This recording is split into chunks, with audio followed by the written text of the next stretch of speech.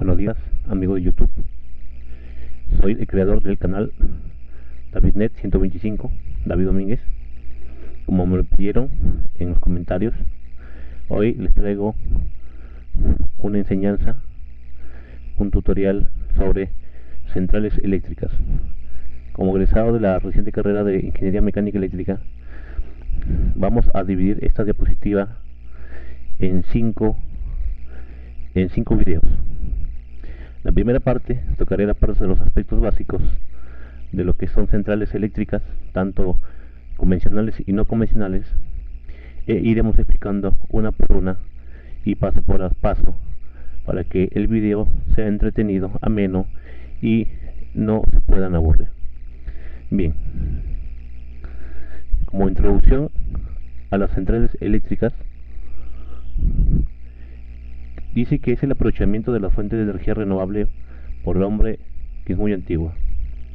Antiguamente se usaban molinos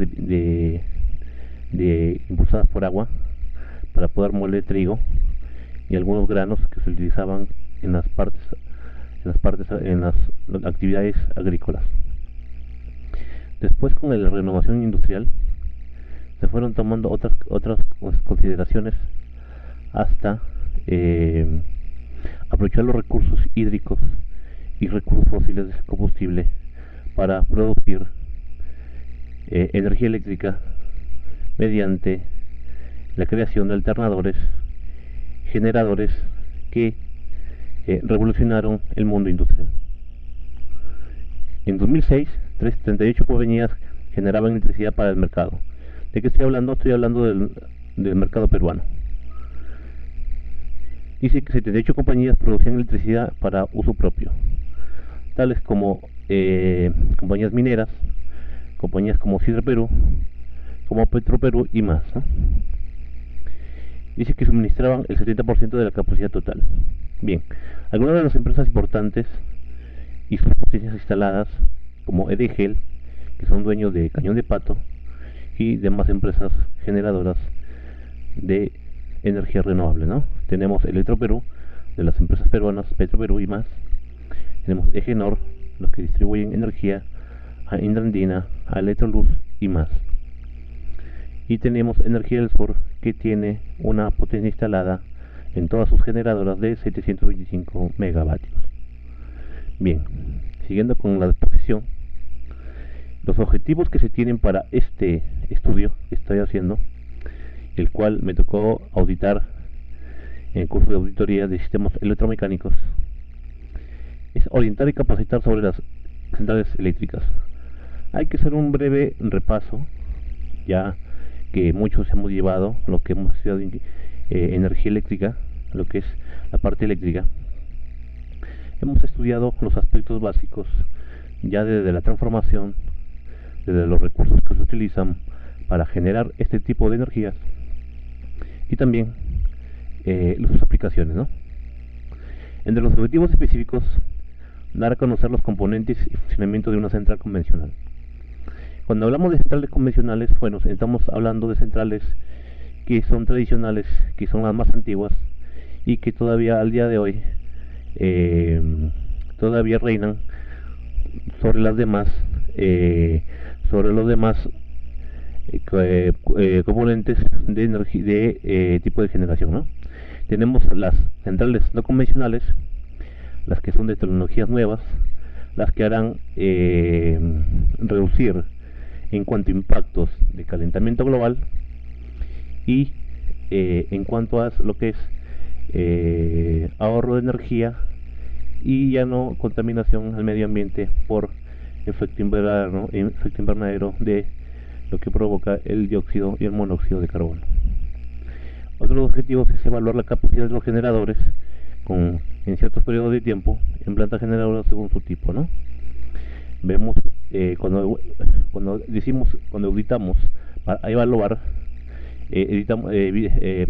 auditamos todo lo que es las capacidades del generador, como su potencia instalada, como la energía que gasta y como los impactos que puede tener al medio ambiente, ¿no?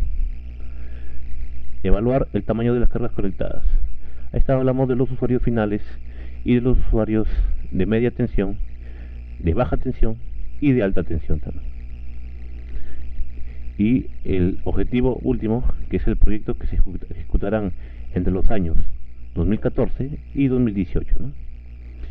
Entre estos años se están ejecutando nuevas obras de creación de plantas generadoras a lo largo de todo el Perú, ¿no? Ya sea ya sea de generadoras de energía solar, de aeromotriz, de sistemas de eólica y sistemas de biomasa y más, ¿no? Bien, hay que empezar los aspectos básicos de la generación eléctrica, ¿no? Cuando hablamos de generación eléctrica, consiste en transformar alguna clase de energía química, que puede ser el combustible, cinética, que puede ser el impulso del agua, la caída del agua, la térmica, como puede ser el calor del sol, la lumínica, como la iluminación del sol también, la nuclear, que puede ser la fisión del mercurio, del urano con el plutonio, ¿no? Y entre otras, ¿no? Que puede ser también la de biomasa, que es creada por basura, o también por el calor del centro de la Tierra. En energía eléctrica, para la generación industrial se recurre a instalaciones denominadas centrales eléctricas. Las centrales que están, y cuando hablamos de centrales que están alejadas de los centros de consumo, están en la parte, normalmente en la sierra del estado peruano, ¿no? Estas constituyen el primer escalón del sistema de suministro eléctrico. Obviamente hay una generación, luego se pasa a una transmisión, pasará posteriormente a los sistemas de distribución. La generación eléctrica se realiza básicamente mediante un generador eléctrico. Como expliqué al principio, damos un impulso a un alternador, que produce un movimiento giratorio, el cual produce un campo eléctrico, y este campo eléctrico es capaz de aprovecharse para poder suministrar cargas de energía eléctrica.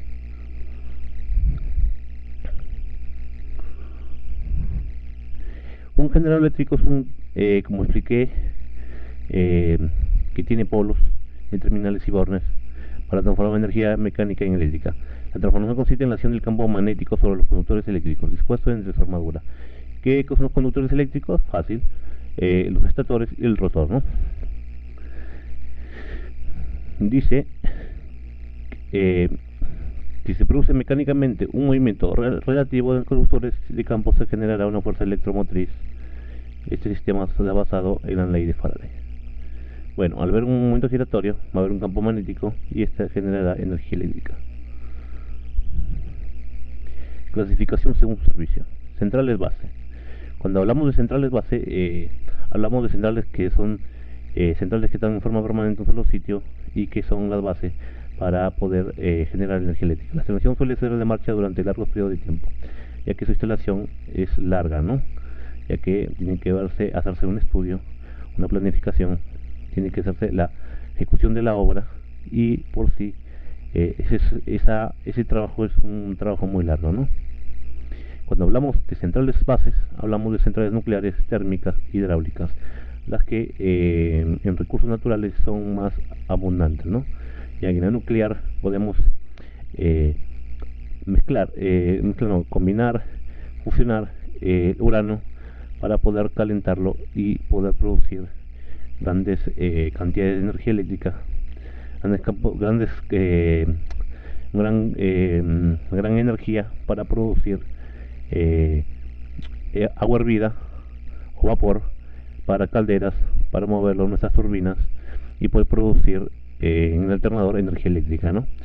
En cuanto a térmico, también estamos hablando de la mezcla de aire y combustible. Estamos hablando de quemar combustibles fósiles, ¿no? Y cuando hablamos de hidráulica, estamos hablando de la caída del agua en centrales hidroeléctricas. Las centrales de punta son las centrales que cubren la demanda eléctrica cuando existen picos de consumo. ¿Qué quiere decir con existen picos de consumo? Están hablando de sobrecargas en rangos de horas de entre las 6 de la tarde y 12 de la noche, donde la sobrecarga en los centros de consumo sean ciudades pequeñas o ciudades como Lima o como Piura, estas centrales entran en acción. Normalmente en centrales hidroeléctricas lo que se hace es poner en marcha turbinas de ciclo combinado o turbinas de combustible, ¿no? De ciclos de diésel, ¿no? Estas centrales normalmente se activan en periodos de estiaje, ¿no?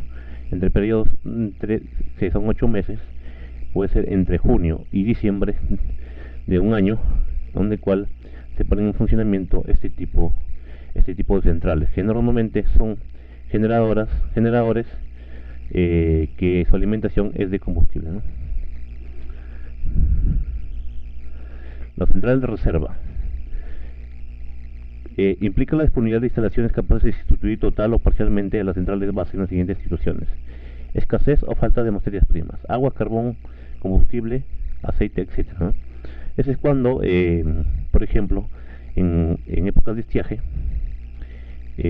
lo que hace es, al no haber materia prima como el agua, entonces lo que se hace es utilizar turbinas de gas, ¿no?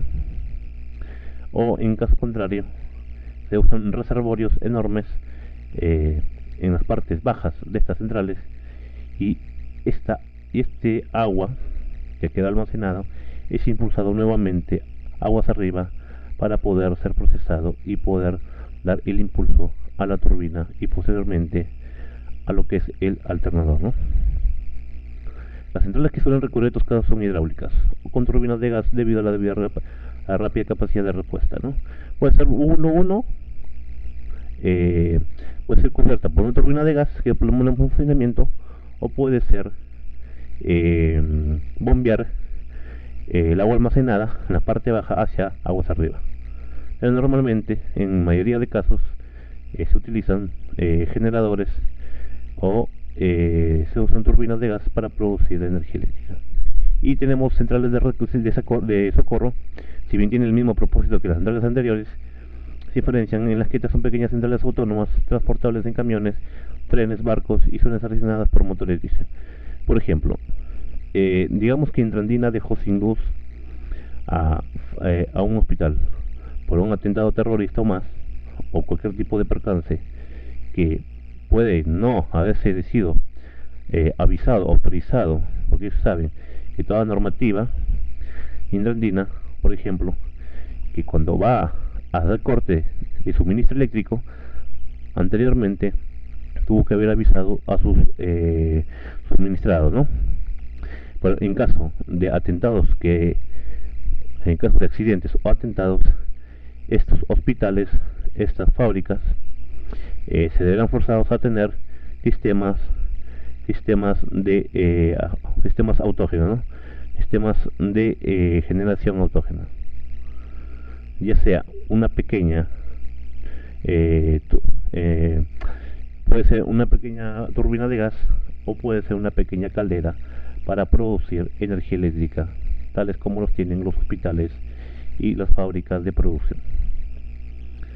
Bien, la última, que es centrales de acumulación o bombeo, como las expliqué para sistemas de hidroeléctricas, lo que se hace es almacenar el agua en partes bajas cuando tenemos las épocas de estiaje, que pueden oscilar entre los meses de mayo hasta diciembre.